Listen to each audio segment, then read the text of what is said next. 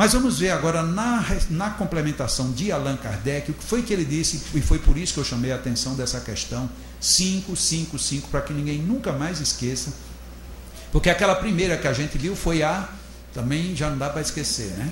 A segunda, deixa para lá, né? Vamos ficar só com a 555, muito bem. No comentário dele da questão 555, olha o que Allan Kardec coloca: o espiritismo e o magnetismo não é um ou o outro, é um e o outro, um mais o outro. O espiritismo e o magnetismo nos dão a chave de uma imensidade de fenômenos sobre os quais eu vou fazer a entonação. A ignorância, tecer um sem número de fábulas, em que os fatos se apresentam exagerados pela imaginação. Vamos em frente, vamos ver como Allan Kardec foi cruel nisso tudo. O conhecimento lúcido dessas duas ciências, quais são as duas ciências? Ok, espiritismo e magnetismo, que, a bem dizer, formam uma única. Ele foi enfático demais. Ele poderia dizer que formam apenas uma. Ele disse uma única, para não ter dúvidas, mostrando a realidade das coisas e suas verdadeiras causas. Constitui o melhor preservativo contra as ideias supersticiosas, porque revela o que é possível e o que é impossível, o que está nas leis da natureza, e o que não passa, palavras de Allan Kardec, de ridícula crendice. Palavras dele. Nós estamos metidos nessas superstições, nessas fábulas e nessas ridículas crendices, demonstrando que ele tem razão. A ignorância é quem faz isso. Infelizmente, espiritismo e magnetismo são uma única e só ciência. Isso está em O Livro dos Espíritos, questão 555. Em março de 1858, no terceiro número da Revista Espírita, e daqui a pouco a gente vai ver aí, ele repete a mesma expressão. E 2 meses antes dele desencarnar, na Revista Espírita, ele escreve um artigo sobre magnetismo e diz a mesma expressão. Portanto, ele passou a vida dele de espírita sem mudar de ideia. Quem mudou fomos nós. Nós mudamos a ideia dele. Porque ele, há 2 meses de desencarnar, ele escreve um artigo e volta a dizer que espiritismo e magnetismo são uma única ciência. E aí nós fazemos que ciência espírita? A ciência espírita que a gente faz hoje é dizer reunião de desobsessão. Reunião de desobsessão é reunião de desobsessão, não é ciência não. Reunião mediúnica tem anotação, tem verificação, tem aferimento, tem o quê? Para dizer que uma reunião mediúnica é uma reunião científica. Era no tempo dele, porque ele anotava, ele avaliava, ele checava, ele pegava uma informação aqui, mandava buscar outra informação lá fora. A gente, se nós fizermos isso com um companheiro de reunião de desobsessão, olha, você está dizendo que está incorporando tal espírito, mas eu não acredito que seja. Acabou a amizade, acabou o espiritismo, acaba tudo na hora. Não vamos muito longe, vamos ficar muito perto. Ainda que nós não tivéssemos lido nenhuma obra espírita, se nós quiséssemos ser fiéis a Allan Kardec, nós teríamos pelo menos copiado o modelo dele. Qual foi o modelo dele? Perguntas e respostas. Quando a gente está numa reunião espírita e começa a perguntar, faz 3 perguntas, depois da terceira pergunta, o que acontece? Ou a gente se cala, ou a gente vai para a reunião de desobsessão, porque isso é obsessão. A gente não pode perguntar nada a ninguém. Não pode. Então, o não perguntar é quebrar o primeiro... Antes de entrar na essência espírita, o primeiro modelo de Kardec foi perguntas e respostas, só no Livro dos Espíritos, 1019, fora as subperguntas. No Livro dos Médiuns tem pergunta, no Evangelho tem pergunta, na Gênese tem pergunta, no Céu e Inferno tem pergunta, e ainda por cima, tanto vinha naturalmente quando ele chamava. É muita petulância, se fosse hoje, e é muita coragem no tempo dele. A pessoa se suicidou, ele nem sabe quem é, leu no jornal, mas tem uma reunião hoje à noite, evoca o suicida hoje. E ele veio, e ele deu deu demonstração de que era ele. E aí a gente simplesmente teoriza, um suicida assim que se mata, ele fica inacessível. Se esqueceram de dizer isso para o senhor Allan Kardec. Ele não sabia disso. Parece aquela hipótese. O besouro, ele não tem nenhuma estrutura aerodinâmica que possibilite que ele voe. Mas como ele não estudou aerodinâmica, ele voa. Foi o que aconteceu com Kardec. Kardec não conhecia as regras que viriam depois. E como ele não conhecia, ele foi fazendo. Ele evocou o colega dele, o senhor Sanson, desencarnou Sanson, e o próprio Sanson disse: no dia que eu desencarnar, me evoque, porque eu quero falar como foi a minha desencarnação. E o que é que Allan Kardec faz? Evoca o colega que acabou de desencarnar. E ele vem, e ele dá demonstração de que é ele mesmo. Nós fazemos isso.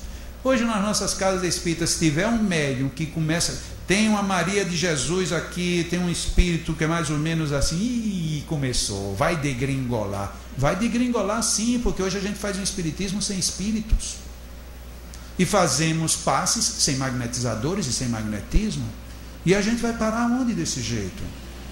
Eu não estou aqui jogando bomba nas costas de ninguém, mas ou a gente acorda para a realidade da doutrina que a gente diz seguir, ou amanhã a gente vai estar completamente desconfigurado. Eu não estou querendo que ninguém pense exatamente como eu penso, nem muito menos faça do jeito que eu faço, mas que precisamos rever o que o senhor Allan Kardec e os espíritos disseram, precisamos. Do contrário, depois a gente vai ficar muito complicado para se justificar, não para os outros, mas para nós mesmos. Como é que eu vou poder dizer, eu fui espírita há 40 anos e não fiz nada do jeito que era para ser feito? Mas por que você não fez? Ah, porque fulano me ensinou, porque o espírito, porque o guia. Sim, e os livros? Você não tinha os livros?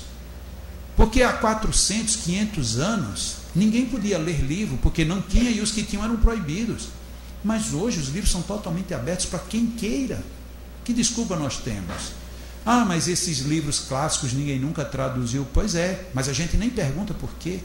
A gente não pergunta por que as grandes editoras que já publicaram esses magnetizadores não publicam mais nenhum deles.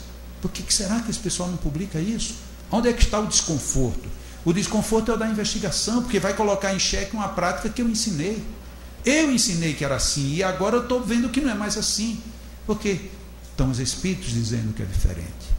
Se espiritismo e magnetismo são uma única só ciência, como é que eu consigo ser espírita sem magnetismo? E como é que tem casas no Brasil que diz aqui não entra magnetismo? Coitado, então não entrou o espiritismo também. Mas vamos andando aqui mais.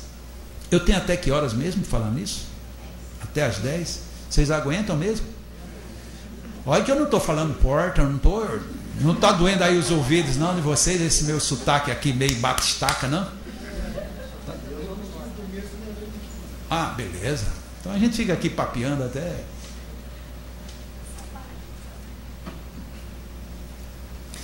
E aqui um aspecto histórico. Veja como Allan Kardec parece que ele, de certa forma, ele sabia que lá na frente ia precisar dessas explicações.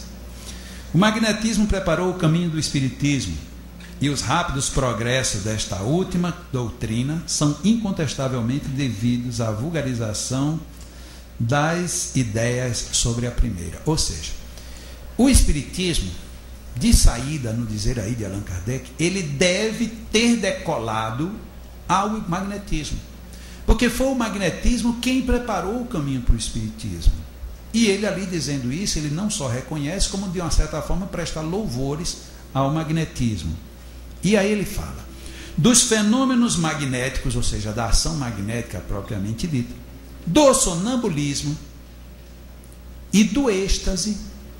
Êxtase, voltou de novo a história.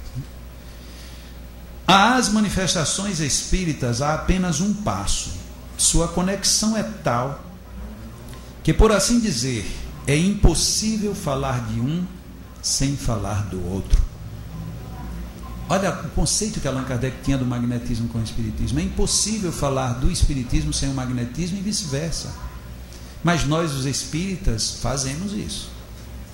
É como se fossem duas coisas que não tivessem qualquer relação com a outra. Aí ele coloca, se tivermos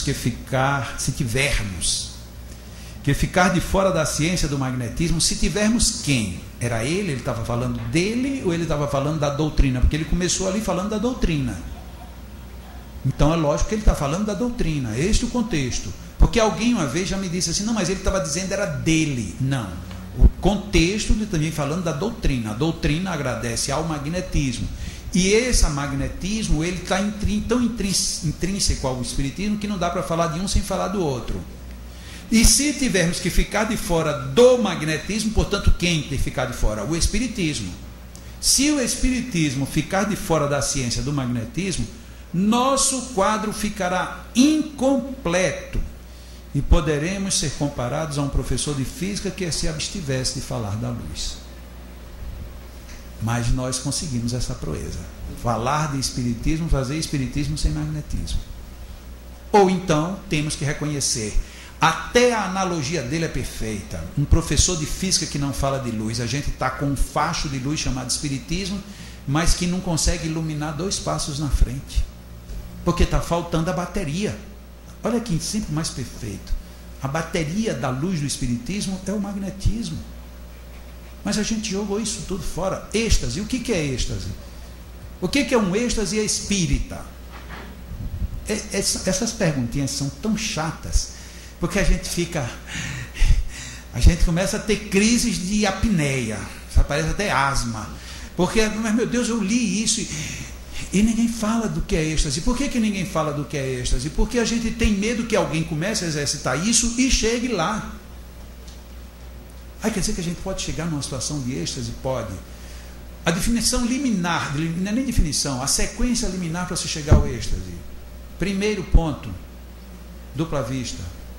Quando a dupla vista aprofunda, ela deságua no sonambulismo. E quando o sonambulismo aprofunda no último nível, chega-se ao êxtase. Mas se a gente já cortou lá no começo a dupla vista, como é que a gente vai querer saber de êxtase nunca? Sonambulismo hoje, a gente trocou por desdobramento. Não, fulano teve um desdobramentozinho. E aí a gente, sem querer, a gente mudou. Assim como uma palavra que Allan Kardec usa e todos os magnetizadores, vontade. Eu costumo brincar muito com isso. Ó, essa cadeira aqui, aquela. Outras ali tem... Aqui tá, todas aquelas ali, ó. Estão ocupadas por pessoas de boa vontade. Tiveram a maior boa vontade de vir. Mas os que vieram foram os que tiveram vontade. Porque quem move a gente é a vontade, não é a boa vontade, não. Aí a gente, no meio espírita, a gente peca de novo aí. Ah, nós estamos precisando de trabalhadores de boa vontade. E eu digo, lá no Leão eu não quero nenhum. Trabalhador de boa vontade eu não quero nenhum. Eu quero de vontade, que venha, mas que venha de verdade. E para não pensarem que é mentira ou brincadeira, lá no Leão